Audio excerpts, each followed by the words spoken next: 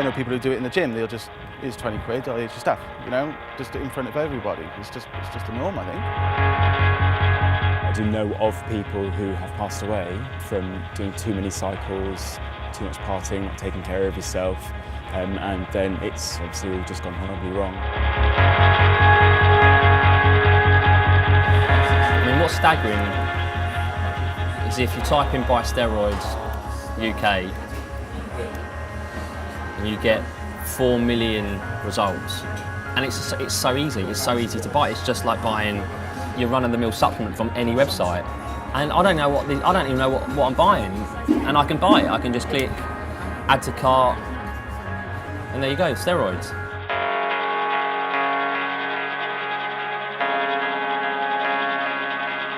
We emailed our readers asking them if they are, or they're thinking about using steroids. Dentists, doctors, we had lawyers, we had CEOs of companies, we had physiotherapists at top sports clubs. It wasn't just your typical beefheads and your gym bros taking steroids who are getting in touch. So we're in Wales now to meet one of those guys called Mike, who is openly taking steroids.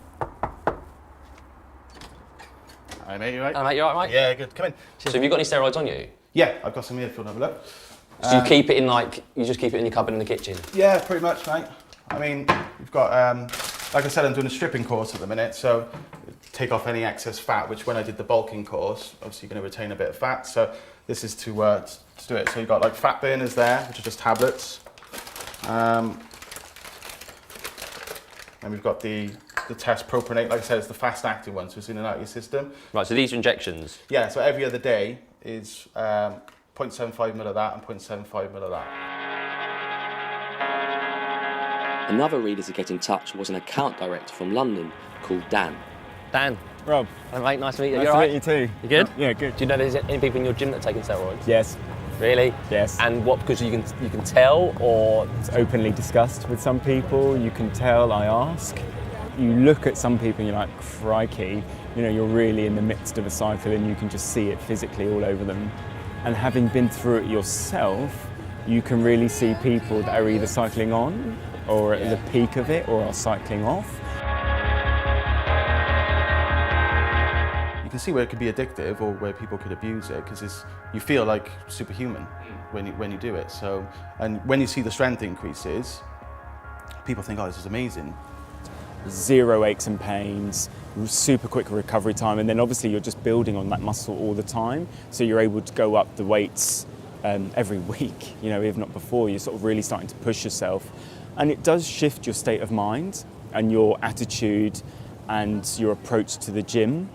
You go into the gym and sometimes it can be a little intimidating, especially when you're a smaller guy, which I was, and then all of a sudden, you know, felt like I really belonged in there and didn't really care at the size of the other guys that was in there, because all of a sudden I did feel like I belonged there more than I did before.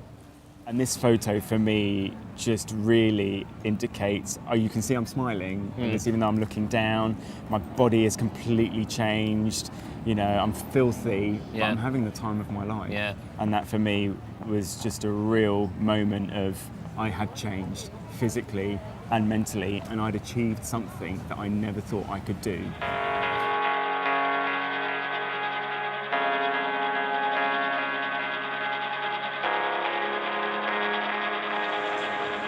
My argument would be that you can do all these things naturally. It just takes longer, and you know, it's hard work. You know, eating right, month after month, year after year, exercising correctly, looking after yourself. It's a full-time job.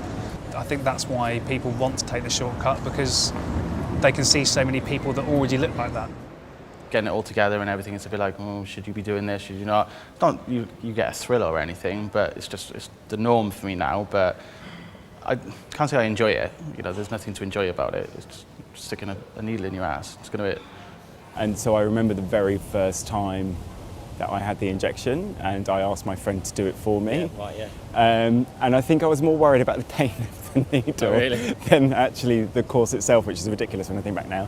So like I said, the needle exchanges now, the chemists have cottoned on to, you know, what people are doing, so at least they're being sort of wary with it and giving you clean, sterile needles in packs. This is specifically for Steroid injection. So where'd you get this from? Just a local chemist. You know, they've got the clipboard there with how many people and what they're picking up, and it's just sheets and sheets and sheets of initials with these called like the green packs because they're basically for steroid use. And it's just 90% of what's on there is people picking this up. So the chemists know all about it, but they're doing the right thing by going, well, if you're going to do it safely. It was bad enough buying an illegal substance, right? And then to discover that most people go to the needle exchanges in the chemists. I went twice and I was like, I ain't doing this again, because you're in the same category as people that are taking heroin.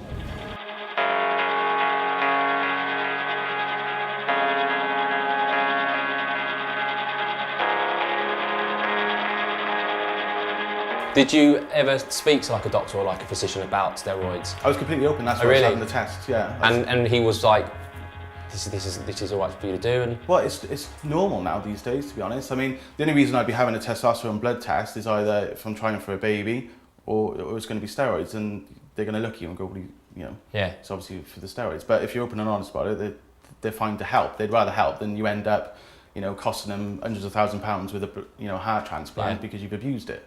There are positive sides to it, but there are also negative sides to it. And some of those are physical, and some of those will change your behaviour, you know, and change part of who you are, make you more aggressive. Yeah, so I had 3 unfortunate incidents where I took a beating. There's one guy I know who, you know, he's been on it years. You know, he's lost his hair and so forth. You know, that's one of the side effects of the testosterone, long-term use of it. But like, he did so much for competing that his natural testosterone has never come back. It can't. So he's got to stay on it for life because he's screwed his own system up, basically. So you don't know what untold damage that's going to do. I'd gone to the doctors for a checkup on a completely unrelated issue, and they needed to take some blood tests, and the results came back and they detected really high markers of toxins from my liver. And so they called me in for the results. I was completely clear on the issue that I went in for, and he was like, what's going on with your liver? Are you like a heavy drinker? And so I was honest, I confessed, and I said, well, actually, I've been taking anabolic steroids. And he said, well, you can see the clear results of what it's having on your liver and what it's doing to your blood. But for me, that was a real wake-up call. Some poor kid could just buy some tests, get a needle, it could have air in it, it goes straight into a vein, and bang, he's gone. So there needs to be an education with it, you know, because you can't stop them, but at least you can educate them. So, like, if my boy, when he's sort of 18, says to me, I'm going to go to Creamfields for the weekend, I'd be like, right, okay, well, there's going to be drugs, there's going to be this, there's going to be that, be aware of this, you know. You can't stop it, but at least you can educate them, and hopefully they can, you know, make the right decision with it. I've bought this stuff, but what am I actually putting in my body? You know, as with any controlled substance, right? That if you're not getting it through official or regulated channels, you know, how pure is this? You know, has it really been made in an environment that's clean and, you know, clinically clean? Because you're putting this stuff in your body, right? For every smart decision, there's going to be a guy who cannot be asked or doesn't understand what they're reading. And that's when it comes into the abuse, and there's no regulation of it. Do you know what I mean? Yeah. Well, I mean, you look at sort of binge drinking and so forth. For every one guy who has a glass of wine with his meal at night, there's another guy binge drinking. It's choice. It's who you are. I mean, it's obvious to me that the problem has grown at such a rate and is so big now that trying to stop people from using them by clamping down on it isn't going to stop people using them. What's more important at this stage, I believe, is that we limit the number of people misusing and misunderstanding how to use steroids. That's where I think the real point of change can come, and in that way we can, I think, limit some of the dangers of misuse that clearly exist in a high percentage of men. Anyone with that education is going to make a smart decision, and the smart decision is they've done the research on it, so they're making that choice, full knowledge, aware of what it can do and, you know, the risks. Some people aren't so lucky and will keep doing it and doing it and doing it and abusing their bodies. You may look good on the outside, but it can be destroying you on the inside.